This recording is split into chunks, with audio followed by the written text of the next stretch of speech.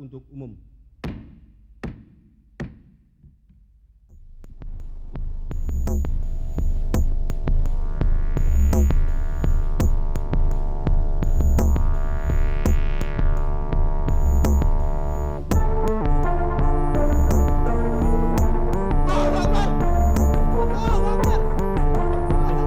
Amrozi lahir pada 5 Juli 1962 di sebuah desa kecil bernama Tenggulun yang terletak di Kecamatan Solokuro, Kabupaten Lamongan, Jawa Timur. Desa ini bukan tempat yang dikenal luas oleh khalayak ramai, kecuali setelah peristiwa bom Bali 2002 mengguncang Indonesia dan dunia. Tenggulun adalah desa agraris biasa dengan kultur keagamaan yang relatif konservatif seperti banyak desa lain di pesisir utara Jawa Timur. Disinilah Amrozi menghabiskan masa kecilnya di tengah keluarga besar yang dikenal sangat religius.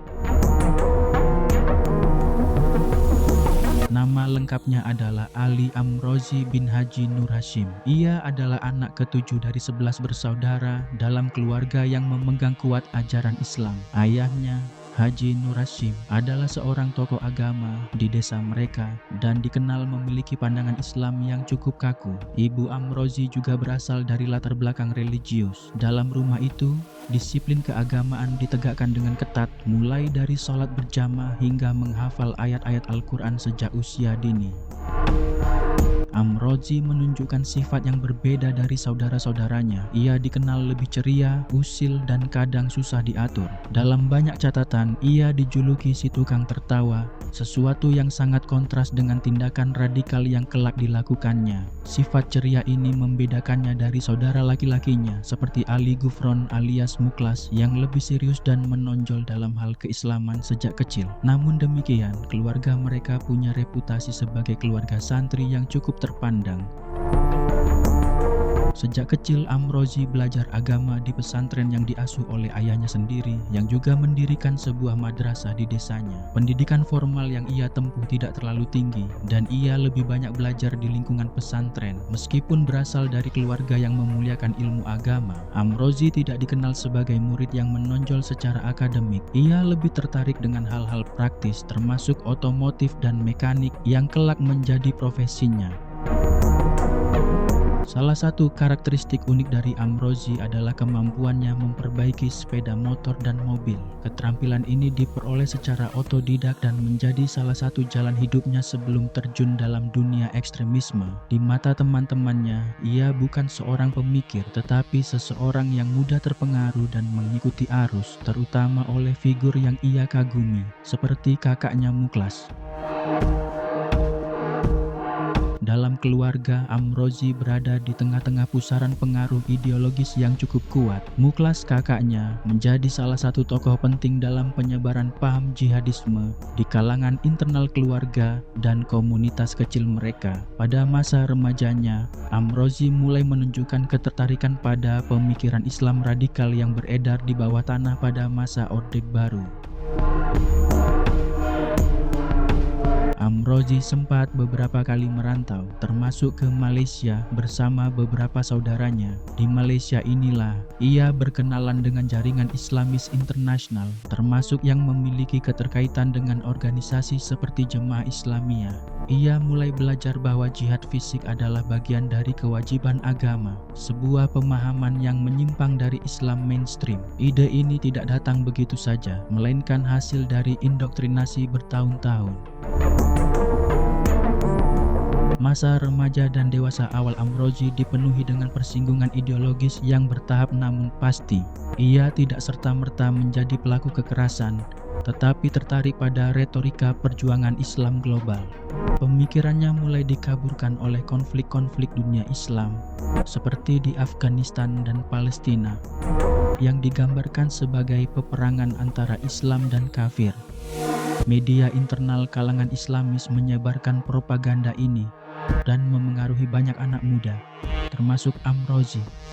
Meskipun begitu, dalam kehidupan sehari-hari, ia tetap menjalankan aktivitas biasa, memperbaiki mobil, berdagang, dan bergaul dengan warga desa. Tidak ada yang mengira bahwa suatu hari Amrozi akan menjadi tersangka utama dalam salah satu serangan teroris paling mematikan di Asia Tenggara. Ia masih menjadi bagian dari masyarakat biasa, namun dengan api kecil ideologi yang terus membakar di dalam dirinya. Secara psikologis, Amrozi mungkin dapat digambarkan sebagai sosok yang tidak memiliki kepribadian pemimpin, namun mudah tunduk pada otoritas yang ia anggap sebagai kebenaran. Inilah yang menjelaskan mengapa ia cenderung mengikuti jejak kakaknya tanpa banyak bertanya. Proses radikalisasi Amrozi berlangsung dalam jangka panjang, pelan namun pasti, melalui ikatan keluarga, pengalaman hidup di luar negeri, serta paparan ideologi kekerasan.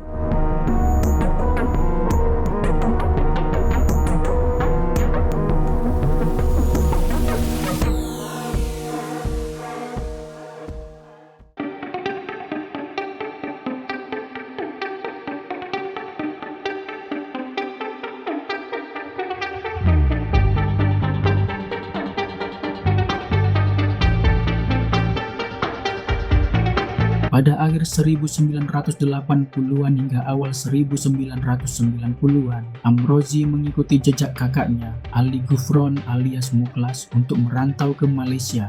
Di negara jiran tersebut, mereka mencari pekerjaan, tetapi yang lebih penting, mereka mencari lingkungan yang kondusif untuk mengembangkan pemahaman Islam radikal yang telah mulai tumbuh sejak di kampung halaman. Malaysia saat itu, terutama wilayah selatan, menjadi tempat yang subur bagi aktivitas kelompok-kelompok Islam transnasional. Di Malaysia, Amrozi dan Mukhlas berinteraksi dengan sejumlah ekskombatan perang Afghanistan, terutama yang berasal dari Asia Tenggara. Salah satu tokoh kunci dalam lingkaran ini adalah Abu Bakar Ba'asyir dan Abdullah Sungkar, dua tokoh pendiri Jemaah Islamiyah (JI). Organisasi ini awalnya merupakan pecahan dari Darul Islam dan memiliki tujuan besar mendirikan negara Islam di seluruh Asia Tenggara yang mencakup Indonesia, Malaysia, Singapura, dan Filipina Selatan.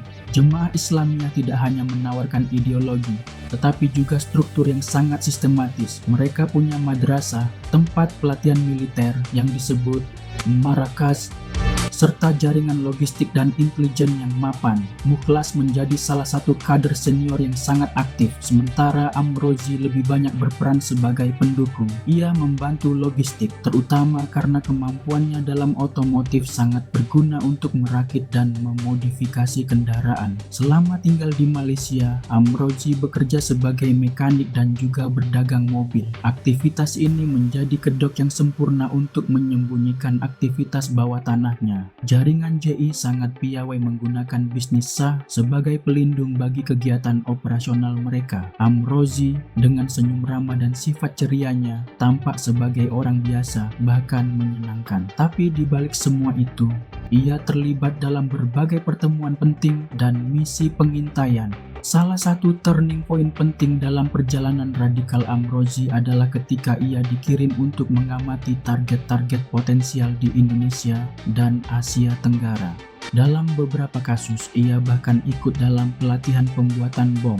Namun demikian, perannya tetap tidak sekompleks Mukhlas atau Hambali, nama lain dari Ridwan Isamuddin, tokoh penting JI yang kemudian ditangkap di Thailand dan ditahan di Guantanamo. Pengaruh ideologi Salafi Jihadi yang diusung JI merasuk kuat dalam pikiran Amrozi. Doktrin bahwa membunuh non-muslim dalam konteks jihad adalah bentuk ibadah mulai mengakar dalam keyakinannya. Narasi-narasi tentang penderitaan umat Islam di Bosnia, Chechnya, Palestina, dan Afghanistan menjadi pembenaran moral untuk melakukan kekerasan. Ini adalah bentuk apa yang disebut oleh para peneliti terorisme sebagai moral disengagement, di mana tindakan kejam dianggap suci karena tujuan dianggap mulia. Pada akhir 1990-an, Amrozi kembali ke Indonesia seiring dengan lengsernya Soeharto dan terbukanya ruang kebebasan sipil. Periode transisi ini dimanfaatkan oleh banyak kelompok Islam radikal untuk menghidupkan kembali jaringan mereka.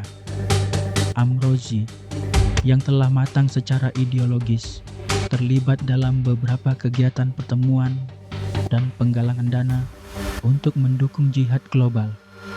Salah satu peristiwa penting adalah keterlibatan Amrozi dalam mendukung logistik untuk para pejuang jihad yang hendak dikirim ke Mindanao, Filipina Selatan, dan Poso, Sulawesi Tengah. Di wilayah-wilayah ini, konflik bersenjata antara komunitas Muslim dan Kristen tengah memanas. JI melihat konflik tersebut sebagai peluang untuk membangun basis perlawanan militer dan memperkuat solidaritas antar mujahidin regional. Dalam jaringan JI, Amrozi dikenal sebagai seseorang yang bisa dipercaya dan tidak banyak bertanya. Dua sifat ini membuatnya ideal sebagai pelaksana tugas. Ia tidak banyak berdebat, tidak terlalu teoritis, dan cenderung patuh pada arahan pemimpin. Hal ini pula yang menjadikannya ditunjuk sebagai bagian dari tim operasional untuk misi besar yang akan mengguncang dunia, serangan bom di Bali. Pemilihan Bali sebagai target tidak sembarangan. Pulau ini dianggap sebagai simbol liberalisme, kebebasan moral, dan pusat hedonisme oleh para radikalis.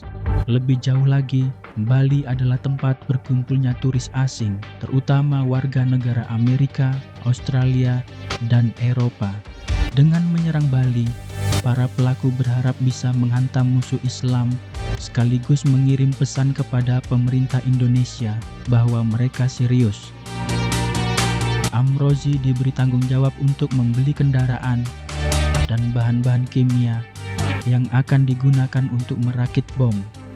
Ia membeli sebuah mobil Mitsubishi L300 yang kemudian dimodifikasi untuk menjadi bom mobil.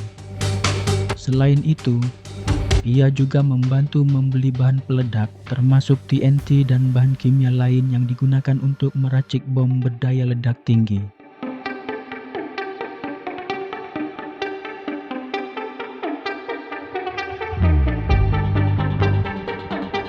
Sifat cerianya tetap terlihat bahkan dalam masa persiapan aksi teror. Beberapa saksi menyebut Amrozi tidak pernah tampak tegang atau muram. Ia tetap tertawa, mengobrol santai, bahkan ketika sedang merakit bom. Ini yang membuat banyak orang terkejut. Bagaimana mungkin seseorang yang terlihat begitu biasa dan ramah bisa terlibat dalam kejahatan luar biasa? Proses menuju aksi teror di Bali menunjukkan bahwa radikalisasi bukan hanya soal ideologi, tetapi juga soal keterikatan sosial, kepatuhan struktural, dan pembenaran moral. Dalam kasus Amrozi, kombinasi pengaruh keluarga, jaringan ideologis, serta pengalaman di Malaysia menjadi batu loncatan yang membuatnya meninggalkan kehidupan sipil dan menjadi bagian dari mesin kekerasan yang mematikan.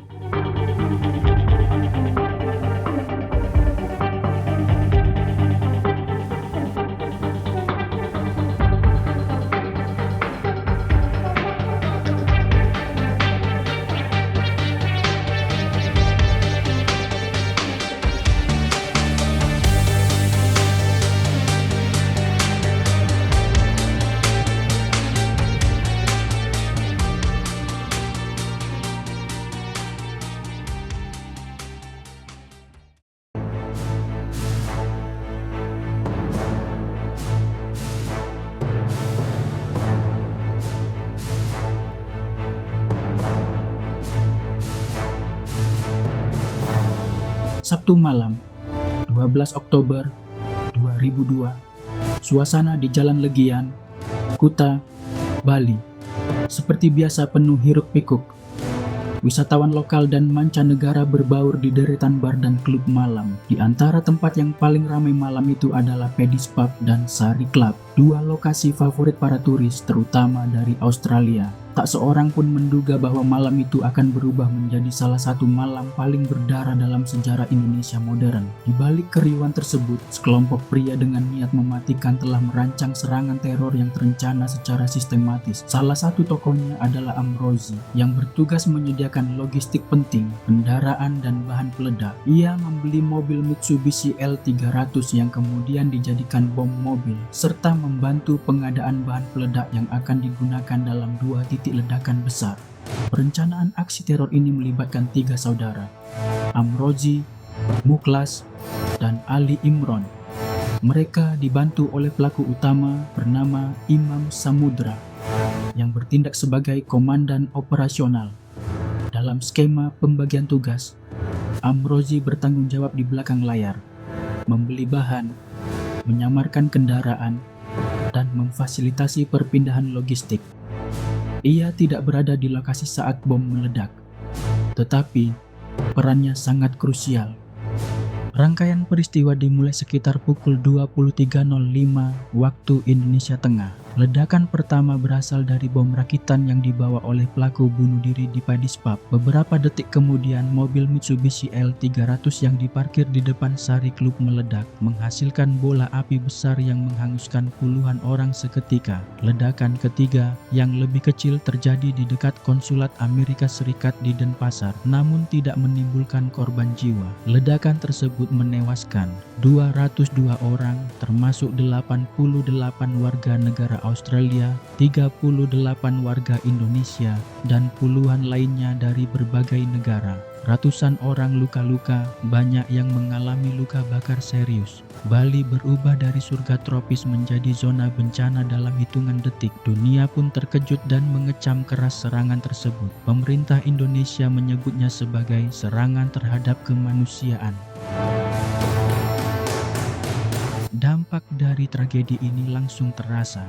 Industri pariwisata Bali yang menjadi urat nadi ekonomi pulau tersebut kolaps dalam sekejap. Penerbangan dibatalkan, reservasi hotel dibatalkan, dan puluhan ribu orang kehilangan pekerjaan. Lebih dari itu, persepsi dunia terhadap keamanan Indonesia berubah drastis. Untuk pertama kalinya, Indonesia dipandang sebagai salah satu wilayah yang rawan terorisme internasional. Proses investigasi berjalan cepat karena tekanan besar dari komunitas internasional. Dalam beberapa minggu, aparat berhasil mengidentifikasi pelaku dan otak di balik serangan. Amrozi menjadi salah satu yang pertama ditangkap pada 5 November 2002 di Lamongan, Jawa Timur. Penangkapan ini mengejutkan masyarakat Indonesia karena Amrozi tampil santai, bahkan tertawa-tawa saat diperlihatkan kepada media. Dalam konferensi pers, Amrozi menunjukkan ekspresi yang membingungkan publik. Ia tampak bangga dan senang dengan apa yang telah terjadi. Sikap ini membuatnya dijuluki oleh media sebagai The Smiling Bomber. Senyumnya yang tidak sesuai dengan beratnya kejahatan yang ia lakukan menimbulkan perdebatan luas, mulai dari soal psikologi pelaku teror hingga bahaya radikalisasi yang tidak terdeteksi di tengah masyarakat. Amrozi tidak menyangkal keterlibatannya. Dalam pemeriksaan, ia bahkan menjelaskan secara rinci perannya dan tidak menunjukkan penyesalan.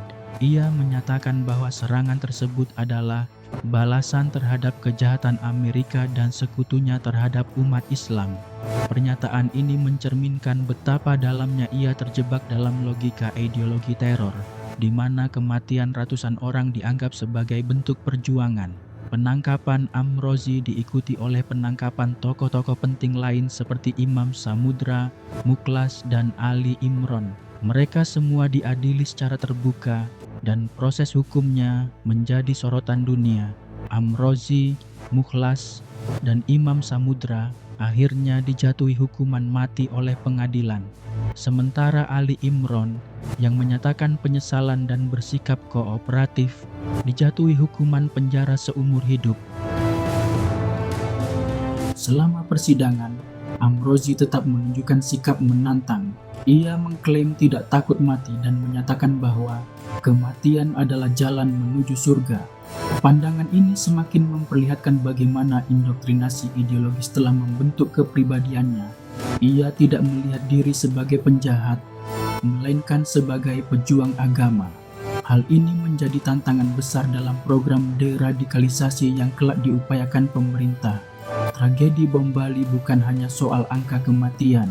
Ia membuka mata dunia tentang adanya jaringan kekerasan ekstrim di Asia Tenggara yang mampu bergerak lintas negara, melakukan perekrutan, pendanaan, pelatihan, dan eksekusi dalam waktu singkat. Indonesia pun segera membentuk unit anti-teror khusus, Densus 88, sebagai respon terhadap kebutuhan akan keamanan nasional yang lebih serius. Kejadian ini juga memunculkan debat dalam masyarakat tentang batas antara kebebasan beragama, pengawasan negara, dan hak asasi manusia. Bagaimana mendeteksi dini radikalisme tanpa melanggar kebebasan sipil menjadi perdebatan yang terus berlanjut. Amrozi menjadi simbol dari wajah terorisme domestik yang berpangkal pada jaringan sosial dan ideologis lokal. Namun terhubung dengan peta konflik global, kematian para korban tidak hanya meninggalkan duka, tetapi juga memicu lahirnya berbagai gerakan sipil untuk perdamaian. Banyak keluarga korban, baik dari Indonesia maupun Australia, kemudian aktif menyuarakan rekonsiliasi, pendidikan anti kekerasan, dan penguatan nilai toleransi lintas agama. Ironisnya, justru dari tragedi itu lahir upaya-upaya besar untuk mencegah kekerasan serupa terjadi di masa depan.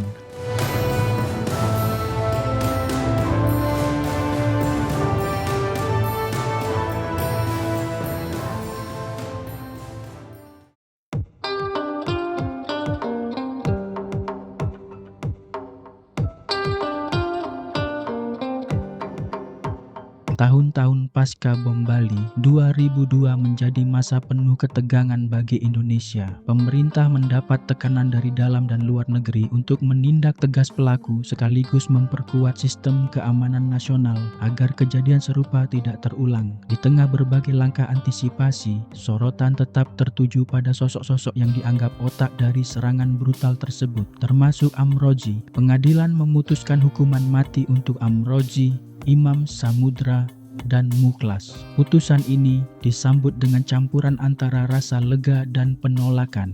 Bagi keluarga korban, terutama dari luar negeri seperti Australia, hukuman mati dianggap adil.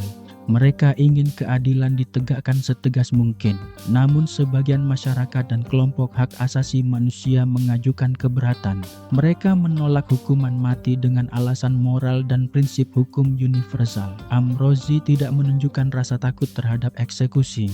Ia menyambut vonis tersebut dengan ucapan syukur dan keyakinan bahwa kematiannya adalah tiket menuju surga. Dalam setiap penampilannya di depan publik, baik lewat televisi maupun media cetak, Amrozi tetap dengan wajah tenangnya, seringkali tersenyum, kadang bahkan melontarkan candaan. Ini membuat publik semakin resah dan bertanya-tanya, bagaimana seseorang bisa begitu dingin dalam menghadapi hukuman atas tindakan yang begitu kejam? Selama menunggu eksekusi, Amrozi dan dua rekannya mendekam di lapas Nusa Kambangan. Di sana, mereka tetap menjalankan aktivitas keagamaan, menerima kunjungan dari kerabat, dan beberapa kali menyampaikan pernyataan terbuka kepada media. Mereka menegaskan bahwa mereka bukan penjahat, melainkan mujahidin yang menjalankan perintah agama.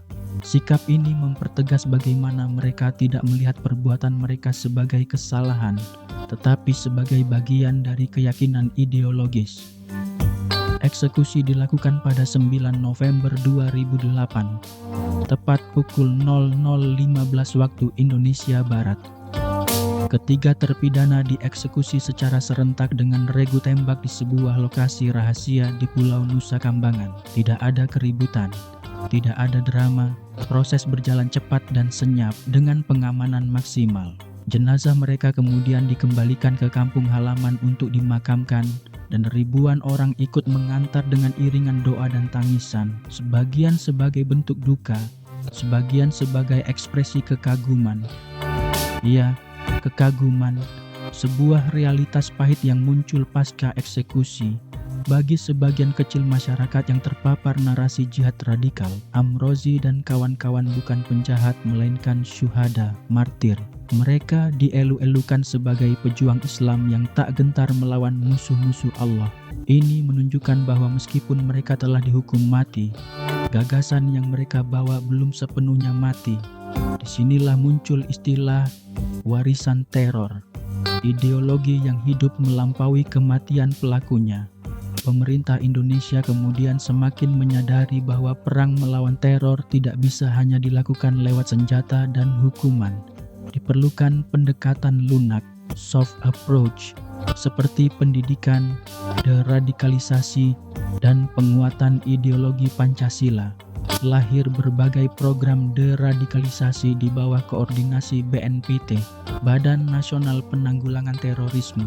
Tokoh-tokoh mantan teroris seperti Ali Imron, Adi Amrozi yang tidak dihukum mati ikut dilibatkan sebagai juru damai untuk mengedukasi masyarakat.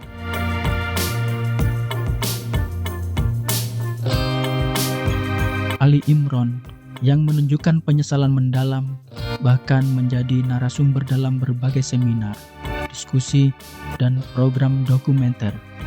Ia mengungkap bagaimana proses cuci otak berjalan dalam organisasi seperti JI. Dalam beberapa wawancara, ia mengingatkan bahwa ideologi radikal tidak lahir tiba-tiba. Ia tumbuh dalam ruang-ruang kosong, sekolah yang gagal mendidik, keluarga yang abai, dan masyarakat yang permisif terhadap ujaran kebencian. Amrozi, meski telah tiada, tetap menjadi simbol. Ia menjadi ikon yang digunakan oleh dua sisi narasi. Bagi negara, ia simbol kegagalan masa lalu yang harus diantisipasi agar tak terulang. Bagi sebagian kelompok garis keras, ia simbol keberanian melawan sistem. Narasi ini sangat berbahaya jika tidak dikendalikan. Oleh karena itu, strategi kontra narasi pun dikembangkan. Membumikan Islam rahmatan lil alamin, membentuk pesantren moderat, serta mengangkat kisah korban sebagai pengingat akan akibat kekerasan. Media juga berperan penting. Banyak film dokumenter, artikel, dan buku yang mengupas tragedi bom Bali dari berbagai sudut pandang.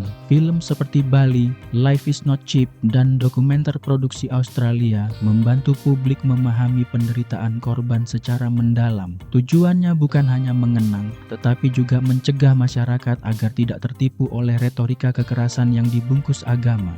Dari sisi kebijakan, pasca Bali 2002, Indonesia memperkuat undang-undang anti-terorisme, memperluas kewenangan penegak hukum, dan menjalin kerjasama internasional. Densus 88 menjadi unit khusus yang sangat aktif dengan catatan keberhasilan menangkap puluhan sel terorisme di seluruh negeri. Meski demikian, tantangan tetap besar. Ideologi tidak bisa dibunuh dengan peluru. Ia harus dilawan dengan pendidikan, dialog, dan keteladanan. Masyarakat juga berubah. Tragedi itu menyadarkan banyak orang bahwa ekstremisme bisa tumbuh di lingkungan yang paling tidak terduga. Bahwa seorang pemuda dari desa kecil seperti Amrozi bisa menjadi aktor teror global. Bahwa yang terlihat lugu dan ramah pun bisa menyimpan bara kebencian di dalam hati. Oleh karena itu, kesadaran kolektif pun tumbuh. Kewaspadaan harus dimulai dari rumah, sekolah, masjid, dan ruang-ruang interaksi sosial. Warisan teror yang ditinggalkan Amrozi adalah pengingat. Ia mengingatkan bahwa kejahatan bisa datang dari keyakinan yang salah arah, bahwa ideologi bisa lebih mematikan dari senjata. Tapi ia juga mengingatkan bahwa keadilan ketika ditegakkan dengan benar bisa menjadi awal penyembuhan. Tragedi bom Bali adalah luka, tapi juga pelajaran. Dan dari pelajaran itulah, Indonesia belajar menjadi bangsa yang lebih waspada, lebih toleran, dan lebih siap menghadapi masa depan.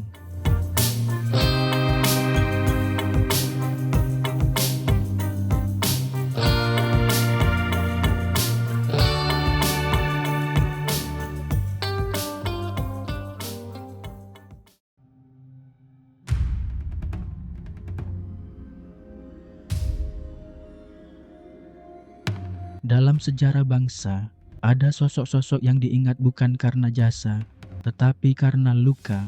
Amrozi adalah salah satunya. Ia bukan pahlawan nasional, bukan tokoh reformasi, bukan pendiri republik, tapi namanya tertanam kuat dalam ingatan publik Indonesia dan dunia. Ia dikenal bukan karena membawa harapan, melainkan karena menyebar ketakutan. Namun seperti sejarah itu sendiri, narasi tentang Amrozi tidak tunggal. Ia terbelah, bercabang, dan hidup dalam banyak wajah. Sejak eksekusinya pada tahun 2008, nama Amrozi terus muncul dalam berbagai wacana publik. Media kerap memanggilnya dengan julukan The Smiling Bomber, sebuah metafora yang kuat namun juga mengganggu. Julukan itu menyiratkan betapa ia memamerkan rasa bangga atas kejahatan luar biasa yang telah ia lakukan. Senyum Amrozi menjadi ikon dari wajah terorisme yang tidak lagi berselubung, melainkan terang-terangan. Namun di sisi lain, di sejumlah komunitas kecil yang terpapar ekstremisme, Amrozi dipandang dengan cara berbeda. Ia dipanggil syuhada atau martir, Di mata mereka, ia bukan pelaku kejahatan, melainkan pejuang suci yang telah melawan sistem tagut, penguasa yang dianggap kafir. Pandangan ini berbahaya bukan hanya karena membenarkan kekerasan, tetapi juga karena menyemai benih teror baru. Dalam konteks ini, Amrozi menjadi semacam mitos hidup yang warisannya berpotensi diwariskan ke generasi berikutnya. Narasi terbelah ini tak bisa dipisahkan dari bagaimana ingatan kolektif bangsa bekerja. Dalam masyarakat yang majemuk, setiap peristiwa besar akan menghasilkan interpretasi yang berbeda, tergantung dari posisi sosial, keyakinan, dan pengalaman hidup seseorang. Seorang penyintas atau keluarga korban mungkin melihat Amrozi sebagai monster, sementara seseorang yang tumbuh dalam lingkungan dengan narasi kebencian terhadap Barat mungkin melihatnya sebagai pahlawan. Sekolah, media, dan keluarga menjadi medan pertempuran narasi ini. Di ruang kelas, bom Bali diajarkan sebagai tragedi besar dalam sejarah Indonesia modern. Namun, jika pengajarnya tidak cermat, jika narasi yang disampaikan tidak menyeluruh dan kritis, anak-anak bisa tumbuh hanya dengan melihat satu sisi. Begitu juga media, bila hanya menampilkan Amrozi dalam bentuk horror show tanpa menyelami akar ideologis dan sosial yang membentuknya, maka publik hanya akan melihat permukaan, bukan kedalaman masalah. Narasi juga terbentuk lewat seni dan budaya. Sejumlah film dokumenter dan karya sastra mencoba menggali sisi kemanusiaan para korban, dampak sosial ekonomi yang ditinggalkan, serta luka psikologis yang masih terasa bertahun-tahun setelah kejadian. Namun hingga kini, sangat sedikit karya budaya yang berani menyelami kehidupan Amrozi secara kompleks, bukan untuk memaklumi, tetapi untuk memahami. Mungkin karena publik belum siap, atau karena risiko salah tafsir terlalu tinggi. Ironisnya, narasi Amrozi yang terbelah juga mencerminkan wajah bangsa yang sedang berjuang mengelola perbedaan. Di satu sisi, ada semangat kebangsaan, toleransi, dan demokrasi. Di sisi lain, masih ada kantong-kantong intoleransi yang berkembang diam-diam, menyuburkan kebencian atas nama agama atau identitas. Dan di tengah-tengahnya, berdiri figur-figur seperti Amrozi yang bisa ditafsirkan sebagai simbol kekacauan sekaligus keberanian, tergantung siapa yang membaca. Pemerintah mencoba meluruskan narasi ini lewat program deradikalisasi. Mereka menggandeng ex-narapidana terorisme untuk berbicara di depan publik, menunjukkan bahwa kekerasan bukan jalan keluar. Ali Imron, adik Amrozi yang kini hidup dalam penyesalan, sering diundang untuk bercerita di kampus-kampus, pesantren, dan televisi. Ia menjadi wajah balik dari narasi Amrozi, seseorang yang pernah ada di lingkaran kekerasan, tapi kemudian memilih jalan damai. Namun kerja ini tidak mudah. Di dunia digital, narasi bisa dipelintir, dipercepat, dan dipotong-potong sesuai kepentingan. Video Amrozi yang tertawa saat konferensi pers misalnya masih berseliuran di media sosial dengan narasi yang membingkai dia sebagai pahlawan. Sebagian anak muda yang tidak mengalami langsung bom Bali bisa dengan mudah tersesat dalam narasi semu tersebut. Disinilah pentingnya literasi digital dan pendidikan sejarah yang kritis. Selain di Indonesia, nama Amrozi juga hidup dalam memori negara-negara lain. Australia, misalnya, masih memperingati tragedi bom Bali setiap tahunnya. Tugu peringatan dibangun, nama-nama korban diabadikan, dan pelajaran dari peristiwa itu dimasukkan ke dalam kurikulum. Bagi Australia, Amrozi bukan sekadar kriminal. Ia adalah lambang dari trauma kolektif yang sangat mendalam. Dan karena banyak korbannya adalah anak muda, luka itu semakin sulit disembuhkan. Dalam jangka panjang, bagaimana kita mengingat Amrozi akan menentukan arah bangsa. Jika kita mengingatnya hanya sebagai cerita kriminal, kita kehilangan pelajaran penting tentang ideologi dan kebencian. Jika kita mengingatnya sebagai martir, kita menyuburkan kekerasan yang sama. Tapi jika kita mengingatnya sebagai produk kegagalan sosial, seorang anak desa yang terseret arus radikalisme karena lingkungan, pendidikan, dan propaganda, maka kita bisa membangun sistem yang lebih baik untuk mencegah hal serupa terjadi. Ingatan kolektif adalah medan tempur narasi, dan Amrozi, suka tidak suka, telah menjadi bagian dari ingatan itu. Menyikapinya dengan bijak berarti menggali akar, bukan sekadar mengecam permukaan. Menyadari bahwa di balik satu nama, ada puluhan cerita tentang keluarga yang kehilangan, tentang bangsa yang berkabung, dan tentang sistem yang pernah lalai.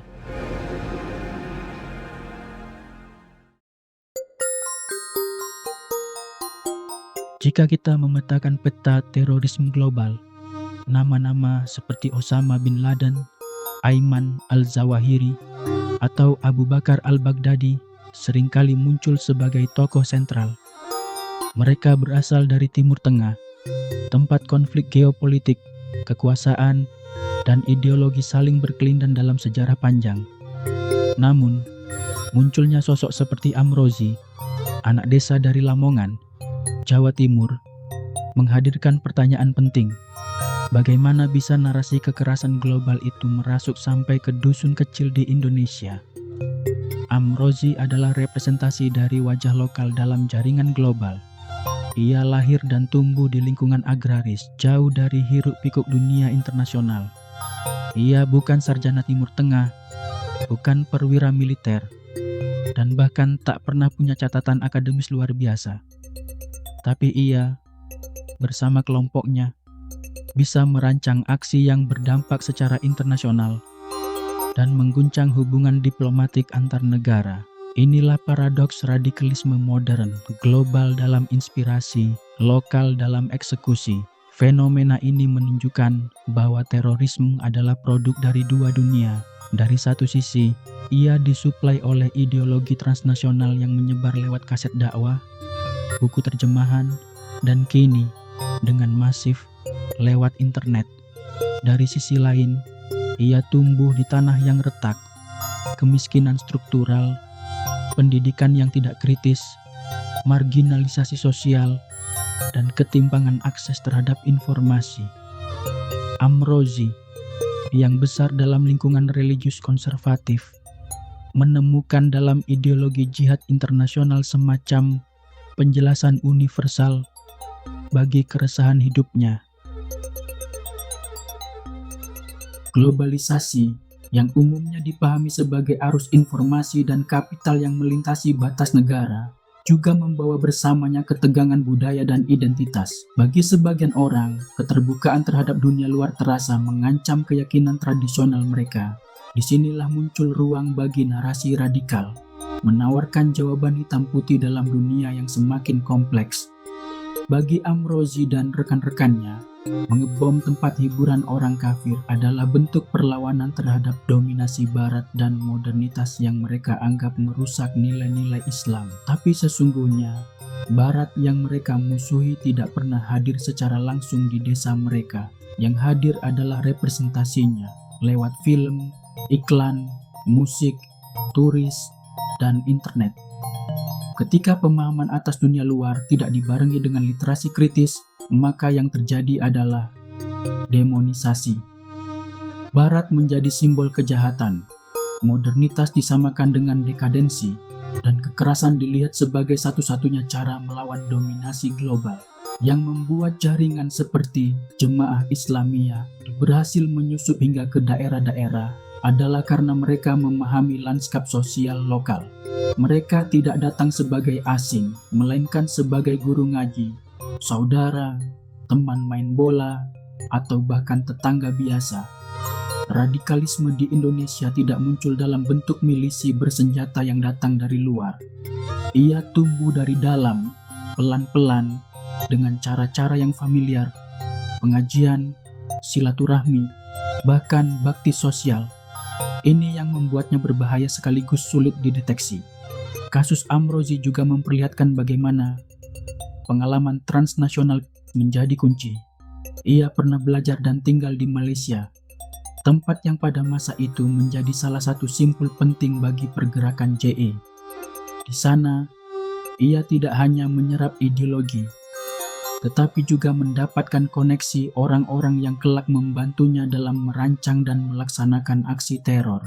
Ini menunjukkan bahwa dalam jaringan terorisme, mobilitas dan jaringan diaspora memainkan peran penting dalam memperkuat ideologi. Namun demikian, penting untuk dicatat bahwa desa bukanlah tempat radikalisme tumbuh secara otomatis. Banyak desa religius di Indonesia yang tetap moderat dan damai. Yang membedakan adalah konteks sosial dan arah pembinaan ideologi. Di lingkungan di mana pertanyaan-pertanyaan eksistensial dijawab dengan dogma kaku dan dunia luar digambarkan sebagai ancaman, potensi radikalisasi jauh lebih tinggi. Maka dari itu, penting bagi negara dan masyarakat sipil untuk hadir di ruang-ruang ini. Setelah bom Bali, pemerintah dan LSM mulai lebih serius masuk ke desa-desa untuk menyebarkan narasi alternatif. Program pemberdayaan ekonomi, pelatihan guru agama, dan penyebaran literatur Islam moderat mulai digencarkan. Tapi tentu saja pekerjaan ini panjang dan tidak mudah. Menyembuhkan luka sejarah dan membangun ketahanan ideologis adalah proyek lintas generasi. Kasus Amrozi juga membuat Indonesia belajar bahwa radikalisme tidak mengenal batas administratif. Ia bisa tumbuh di kota maupun desa, di sekolah negeri maupun pesantren. Ia tidak memilih korban berdasarkan kelas sosial, karena yang paling rentan adalah mereka yang haus akan makna, merasa terasing, dan tidak punya saluran sehat untuk menyalurkan kegelisahannya. Disinilah pentingnya sistem pendidikan yang membentuk nalar kritis dan keberagaman. Kini, 2 dekade setelah bom Bali, Indonesia masih bergulat dengan tantangan radikalisme, tapi sudah banyak kemajuan. Pendekatan keamanan makin canggih, jaringan intelijen makin solid, dan kesadaran publik makin tinggi. Namun tantangan berikutnya adalah mengamankan ruang digital, tempat generasi muda lebih banyak menghabiskan waktunya. Jika desa dulu menjadi ladang dakwah kelompok radikal secara langsung, kini media sosial menjadi desa global baru di mana narasi ekstrim menyebar tanpa batas. Amrozi mungkin sudah tiada, tapi kondisi yang melahirkannya masih bisa ditemukan di banyak tempat dalam bentuk ketimpangan, pengucilan, dan kebingungan identitas. Jika kita ingin mencegah munculnya Amrozi baru, maka solusinya tidak cukup hanya lewat senjata dan hukum. Kita harus membangun desa yang kuat secara sosial, pendidikan yang merdeka, dan narasi keislaman yang inklusif serta membumi.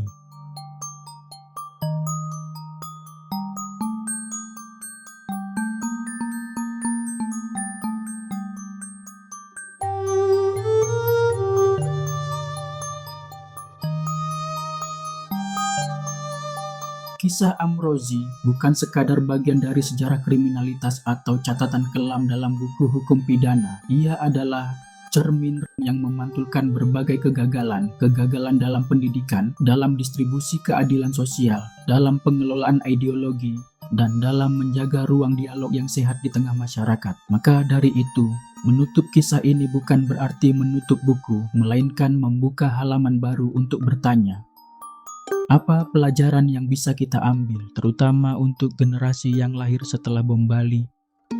Pelajaran pertama adalah tentang pentingnya memahami sejarah secara jujur dan mendalam.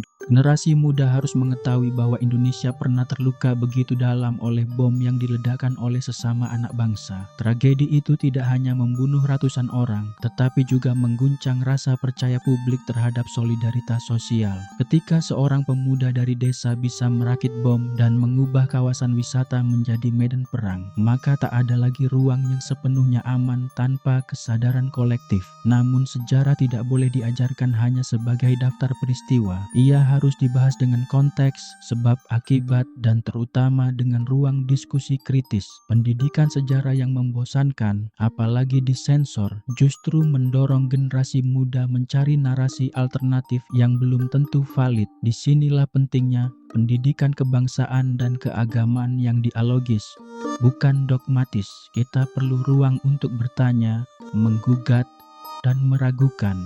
Karena dari situlah lahir ketahanan berpikir. Pelajaran kedua adalah tentang bahaya penyederhanaan identitas.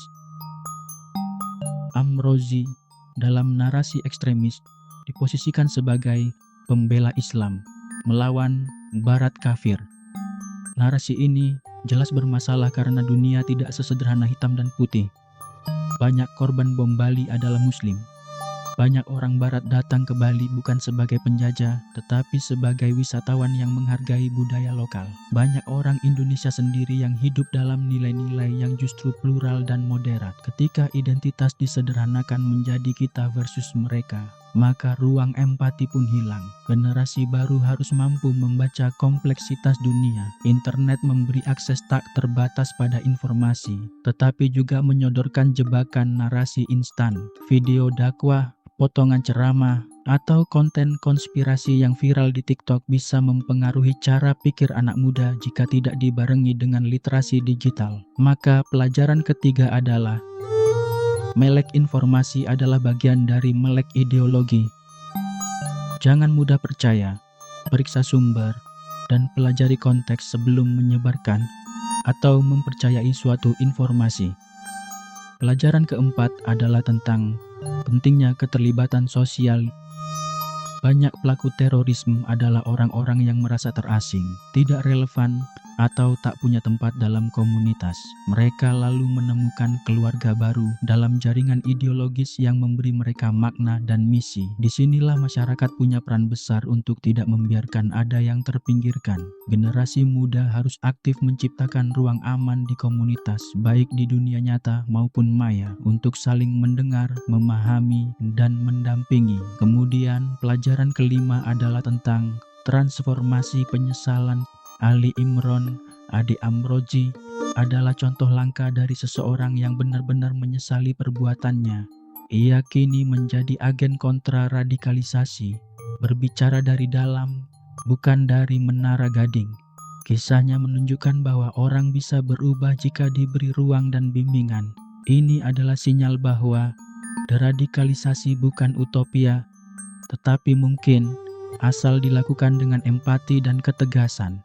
Keenam, Indonesia perlu terus memperkuat pilar-pilar kebudayaan lokal yang inklusif. Islam Indonesia memiliki sejarah panjang dalam merangkul perbedaan. Tradisi pesantren, tarekat, dan budaya-budaya Islam Nusantara mengajarkan bahwa keberagaman bukan musuh iman. Generasi muda harus menggali ulang khazanah ini, menjadikannya inspirasi untuk membangun Islam yang damai, progresif, dan membumi. Amrozi adalah hasil dari Islam yang marah. Kita perlu menunjukkan bahwa Islam juga bisa menjadi jalan kasih, ilmu, dan kebijaksanaan. Pelajaran ketujuh adalah bahwa negara tidak bisa sendiri. Penanggulangan terorisme bukan hanya urusan Densus 88 atau BNPT. Ini adalah urusan semua pihak, guru, orang tua, pelaku media, influencer, ulama, hingga komunitas gamers. Ya, bahkan di dunia game dan komunitas hobi pun, ideologi bisa menyusup.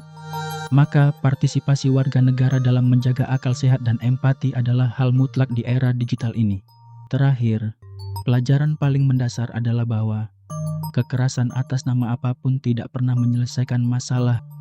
Amrozi mungkin merasa telah memenangkan jihad, tapi kenyataannya ia meninggalkan warisan kebencian, penderitaan, dan trauma.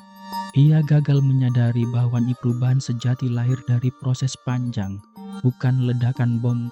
Maka tugas generasi baru adalah menolak jalan pintas kekerasan dan memilih jalan dialog, ilmu, dan solidaritas lintas batas. Amrozi telah tiada, tapi bekas yang ia tinggalkan masih terasa. Jalan-jalan di Kuta kini telah dibangun kembali, tetapi kenangan akan malam berdarah itu tak bisa dihapus. Para korban mungkin sudah tiada, tapi keluarga mereka masih membawa luka. Masyarakat Indonesia telah berjalan lebih jauh sejak malam kelam itu, tetapi perjuangan melawan radikalisme masih panjang. Kini tugas kita bukan sekadar mengingat, tapi belajar dari ingatan itu. Jangan biarkan cerita seperti Amrozi terulang. Jangan biarkan desa-desa kita menjadi ladang kebencian. Jangan biarkan anak-anak muda mencari makna hidup dalam kebohongan ideologis.